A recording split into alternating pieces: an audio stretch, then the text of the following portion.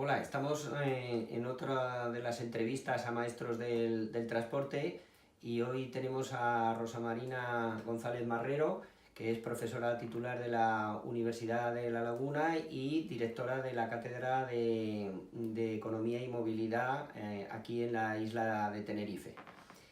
Hola Rosa Marina. Hola, ¿qué tal, Julia? ¿Qué tal? Bien. Nos conocemos desde hace mucho tiempo Sí, y hemos participado en muchos congresos, cursos y trabajos. Y lo primero que quería era que terminases un poquito tu presentación. Vale, bueno, mi presentación básicamente es que yo desde el principio me dediqué a economía del transporte. Mi tesis doctoral fue sobre modelos de lesión discreta aplicados a los modos de transporte entre las islas y me la dirigió el profesor Juan de Dios Ortúzar de la Católica y bueno, según él era la primera tesis sobre modelos de lesión discreta que se hacía en España utilizando la metodología de modelos de lesión discreta y los modelos Logit y todo esto. Y luego a partir de ahí pues he seguido investigando siempre en estos temas, ¿no? Sobre todo trabajando con encuestas de preferencias reveladas y encuestas de preferencias declaradas, con experimentos. El último trabajo, por ejemplo, que hicimos ha sido para estudiar el Parque Nacional del Teide, haciendo un diagnóstico de la situación y proponiendo un plan de movilidad sostenible, donde hicimos un experimento de preferencias declaradas, que de hecho lo estamos preparando para mandarlo como paper, simulando un nuevo modo de transporte que circule por dentro del parque, un autobús interno, y viendo la predisposición de los turistas a usar o no ese autobús y luego estimando los resultados que siempre hacemos, disposiciones a pagar por ahorrar tiempo, por ahorrar emisiones de CO2 y predisposición y calculando tarifa óptima de aparcamiento si se pudiera implementar. Pues vamos a hablar precisamente de la movilidad en Santa Cruz y en la isla, ¿no? Y también hablaremos un poquito de la movilidad turística.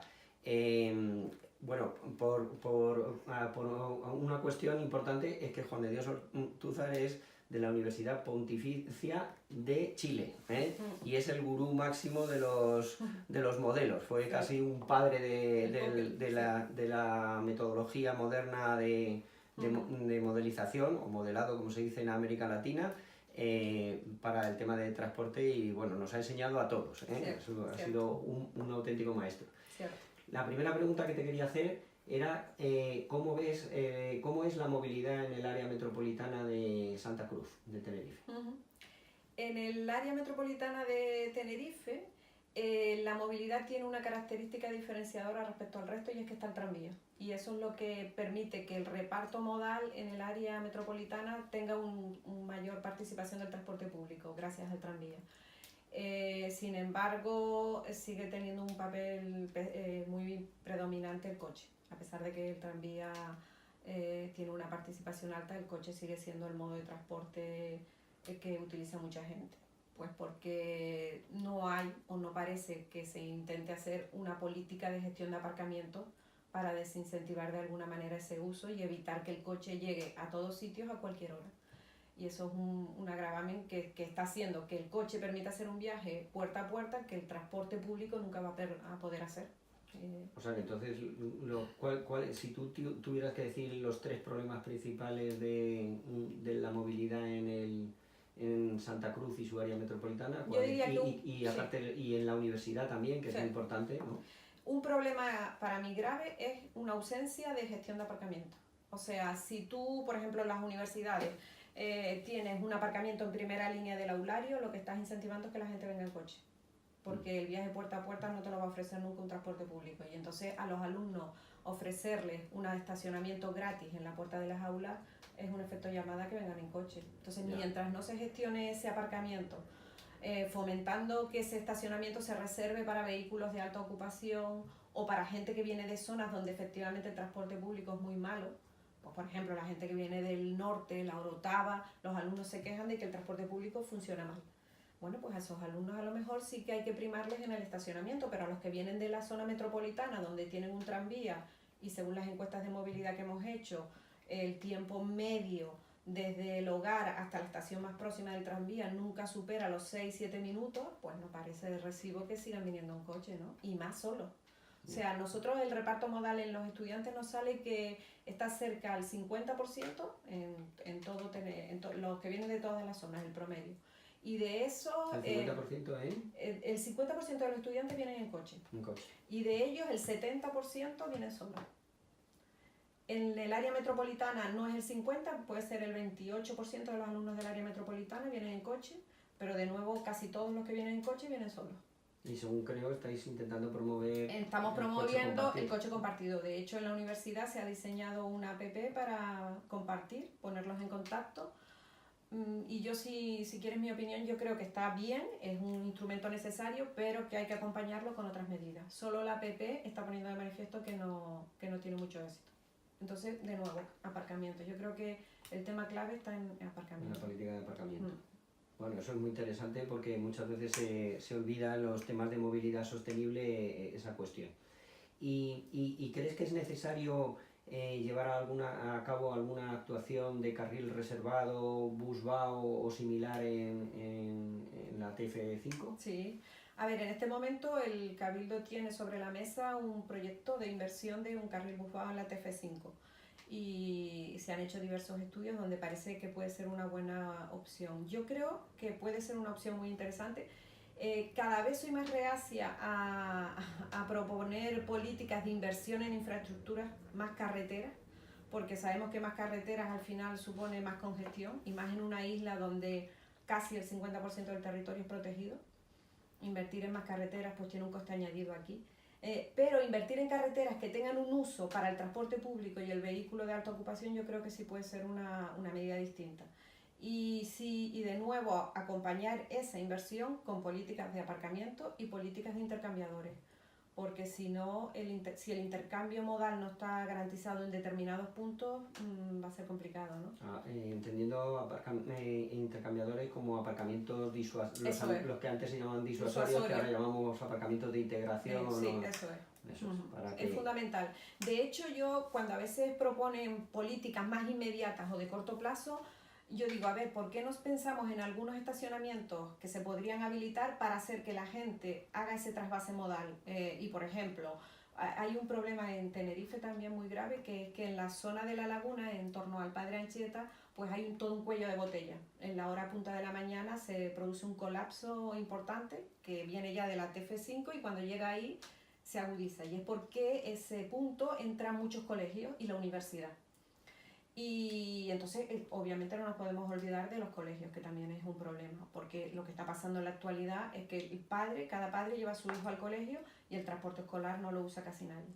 Bueno, pues a lo mejor si hubieran unos intercambiadores donde los padres dejan a sus hijos y a partir de ese intercambiador sale un transporte escolar, un transporte universitario, un transporte a la empresa, un transporte a administraciones, pues a lo mejor, y podría ser una medida de corto plazo, que no necesario.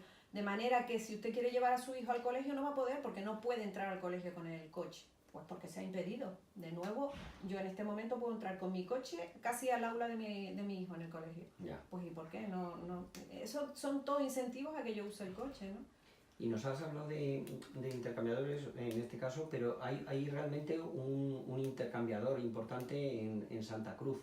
¿Cómo lo ves? ¿Cómo ves que es su funcionamiento? Yo lo he usado en varias ocasiones y la verdad que creo que el funcionamiento deja un poquito que desear, ¿no? Porque no creo que esté situado en una zona estratégica y la gente cuando llega a ese punto, por ejemplo alguien que viene del sur a trabajar en la laguna o una vez que ha llegado ahí dejar el coche para subirte en un tranvía, que al final el tranvía frente al coche en el tramo de la autopista no es competitivo. No es competitivo. No. El tranvía en todo el trazado dura como 35 minutos el viaje y entonces cuando tú estás planteando todo el viaje en tranvía no es competitivo con el coche, yo digo ni en condiciones de congestión casi, porque es muy lento, ¿no? El tranvía sí es competitivo para unir puntos intermedios, pues por ejemplo nosotros de la universidad al hospital o de la universidad aquí en Campus de Guajara a la Trinidad. En esos trayectos cortos sí es competitivo, pero para todo el recorrido, que es lo que tendría que hacer alguien que deja desde el intercambiador y viene a la laguna, por ejemplo, no parece, ¿no? Ya. ¿Y crees que en cambio la red de guaguas, que aquí está muy extendida, ¿Conecta adecuadamente los municipios, por ejemplo, con el norte de la isla, con el sur, etcétera? ¿Crees que está bien configurada y la conexión es No buena? te digo, no soy usuaria de la guagua, lo reconozco abiertamente porque yo soy cautiva del coche. Hasta reciente he tenido que llevar a mis hijos al colegio y el transporte público no es una alternativa para mí. Pero sí lo he usado y además de forma consciente algunas veces para hacer estudios y mediciones, y a mí me parece que el trazado podría ser modificable.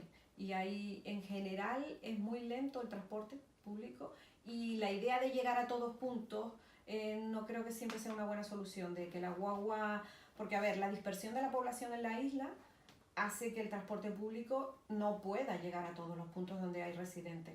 Entonces lo que deberíamos plantear es que desde los hogares, pues la gente igual sale en un coche, en un taxi compartido, en otro modo de transporte, hasta un punto donde ahí pues está ese intercambiador que hablamos, donde yo puedo dejar mi coche o el modo en el que vaya y subirme a un transporte público. Pero pretender que la guagua llegue a toda esa dispersión de la población, si es ese el objetivo, vamos a conseguir una guagua muy lenta.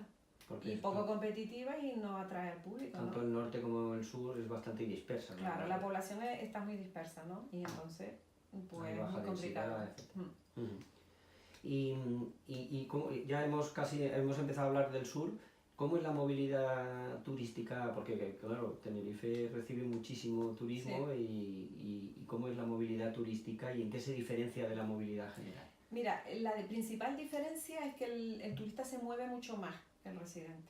La tasa de movilidad es mucho mayor en el turista. Y un turista que mayoritariamente se mueve en la isla en coche de alquiler, pues tiene un coche de alquiler para moverse sí o sí por la isla. Entonces es alguien que va a utilizar mucho más el coche. Nosotros los residentes, bueno, como pasa en todos sitios, ¿no? El uso que le hacemos del coche es más limitado y el resto del tiempo está parado. Pero en un turista eso no es así. Entonces yo creo que es una asignatura pendiente de esta isla el gestionar la movilidad de los turistas. Porque no solo porque contribuyen a la congestión, sino porque estamos intentando mejorar la calidad de la visita, y un punto para mejorar esa calidad de la visita es que la movilidad sea de otra manera. Entonces, por ejemplo, yo siempre pongo el ejemplo del Parque Nacional del Teide, que es el que acabamos de estudiar, ¿no? Cuando tú miras el diagnóstico te das cuenta que el 70% de los visitantes van en coche y el 30% van en guagua, pero ¿qué guagua? Pues son autobuses turísticos, excursiones organizadas. Pero el transporte regular de TIPSA no llega al 1,5% de los visitantes. ¿Por qué? Pues porque TIPSA solo tiene 2 líneas, una desde el norte y otra desde el sur, que sube una vez al día y tiene a los visitantes allí durante 3 horas, la guagua está parada en el parque y después baja otra vez al punto. O sea, un servicio que tú dices, de verdad. Entonces, realmente la gente no usa el transporte público para visitar el Teide, nuestros turistas, que son los que mayoritariamente van, pues porque el transporte público no tiene una oferta para nada competitiva. ¿Y cuál es la mejor alternativa? El coche. Pues eso es lo que hacemos. Alquilamos un coche que sabemos que podemos estacionar en la primera línea del Parque Nacional del Teide, Patrimonio de la Humanidad, gratis. Y en cualquier sitio. ¿Quién no va a coger un coche? ¿Y qué podríamos hacer para...? Pues gestionar de nuevo aparcamientos. O sea, yo creo que una de las fórmulas es que, y nosotros lo que proponíamos en este estudio era simular un autobús interno. Es decir, que por dentro del parque sea un servicio de autobús interno con un circuito que para en determinados puntos estratégicos y va dejando visitantes, pero que los coches no entran al parque. Hay unos intercambiadores, ¿no? Estos que estamos hablando, situados fuera en los puntos...